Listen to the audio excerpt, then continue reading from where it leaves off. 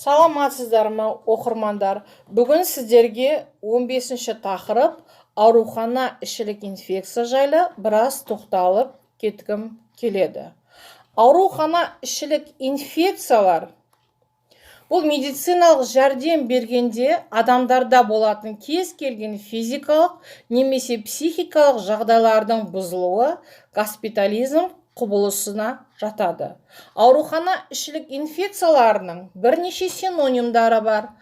Бірінші нозокомиалдық инфекция, екінші ятрогенді инфекция, интеркуррентті және аурухана ішілік инфекциялар деп те аталады.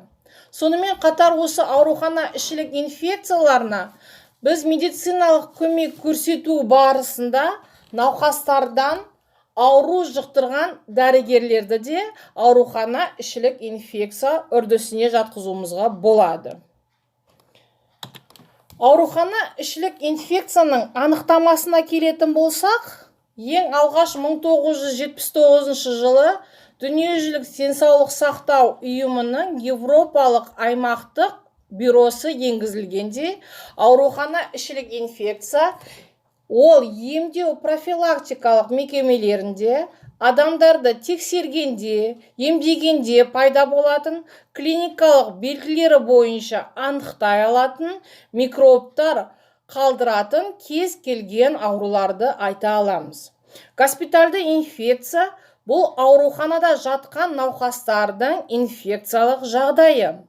Госпитальдық инфекцияларға медицина мекемелерінде, яғни ауруханада, емханада, зертханаларда көмек сұрап келген науқас адамдарды емдегенде, қан құю барысында, екпе жасағанда, түрлі медициналық іс-шаралар атқарғанда пайда болатын микробтар мен қоздырылатын кез келген инфекциялық ауруларды жатқызуымызға болады.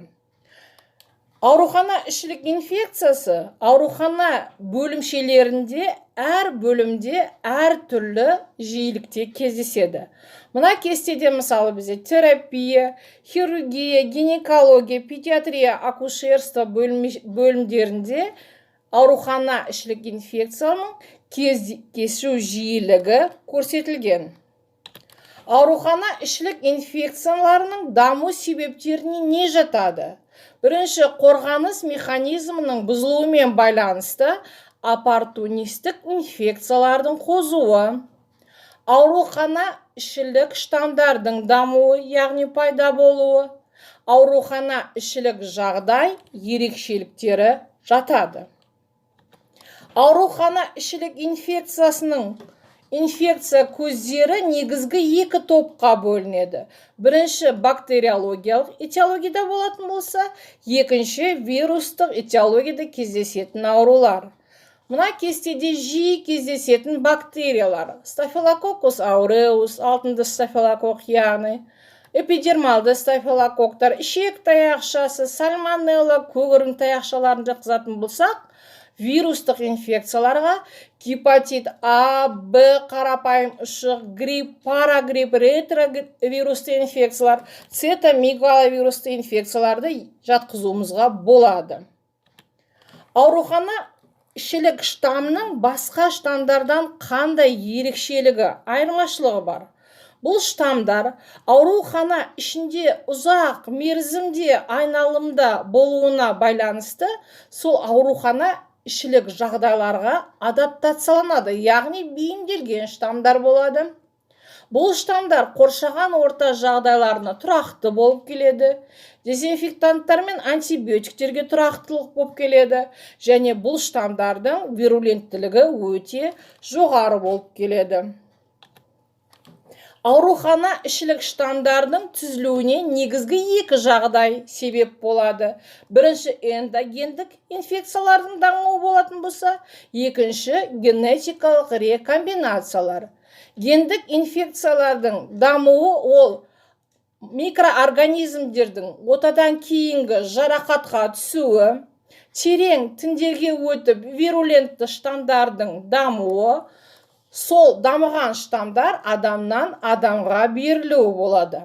Ал генетикалық рекомбинацияларға келетін болсақ, антибиотиктерге, токсиндер мен гемолизиндерге резистенттілік жауапты ген тасымалдаушы плазмидалардың берілуі болып табылады.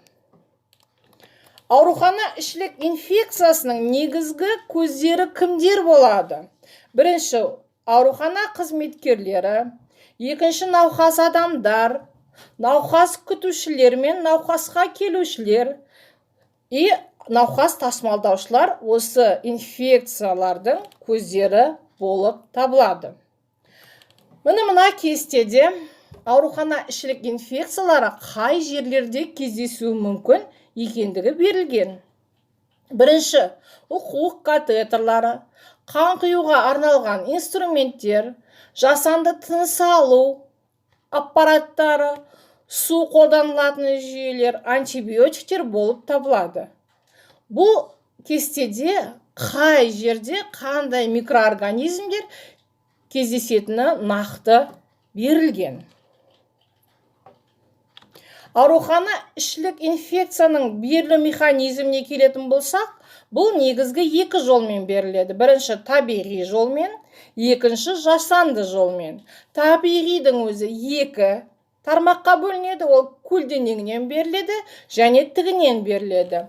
Көлденеңнен берілуіне фекальды оральды, ауа тамшылы жолмен, тұрмыстық жанасу, трансмиссивті жолдарды жатқызатын болсақ, жасандыларға ол медициналық іс-шаралар кезінде, мысалы инъекциялар, трансфузия, инвазивті диагностикалық іс-шаралармен байланысты, ота жасаумен байланысты, ингаляция, инвазивті ем-шаралармен байланысты болып келеді. Мына жерде көруімізге болады. Мысалы инструменттер, ерітінділер, препараттар арқылы парентеральды жолмен берілетін болса, тамақ фекальды оральды, ауа тамшылы жолмен беріледі. Урологиялық, тамырлық катетерлар, эндоскоптар, яғни инвазивті шаралар кезінде және қызметкерлер, науқасқа келушілер, ауру тасымалдаушылар болатын болса, солар арқылы беріледі. Аурухана ішілік инфекция бұл орналасу жеріне байланысты локальды болуы мүмкін.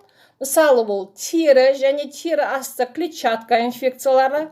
Олар түрлі жарақаттар, абсцесс, амфолит, пиодермия, мастит, парапроктиттерді жатқызатын болсақ, бұлар генерализацияланған түрлері болады. Генерализацияланған түрлері көбінесе иммундық жағдайы төмен науқастарда, созылмалы аурулары бар, мысалы қант диабеті сияқты, жит салдарында. Осы науқастарда аурухана ішілік инфекция жайылмалы түріне ауысуы мүмкін.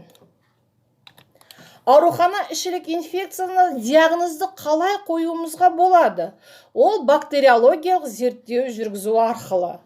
Ол үшін инфекция ошағының орналасуына байланысты науқастан зерттеу материалы алынады. Мысалы, іріңді септикалық аурулар болса, ірің бөлінісі, сепсис кезінде қан, пневмония кезінде қақырық, урогениталдық инфекция болса, несеп, зерттеу материалдарын алып, бұларды жасанды қоректік орталарға себу арқылы бактериялардың таза дақылын бөліп арқылы, оның түрлі қасиеттерін ескере отырып, біз таза дақыл бөліп, инфекция көзіне, яғни бактерияны идентификация жасау арқылы диагноз қоюымызға болады.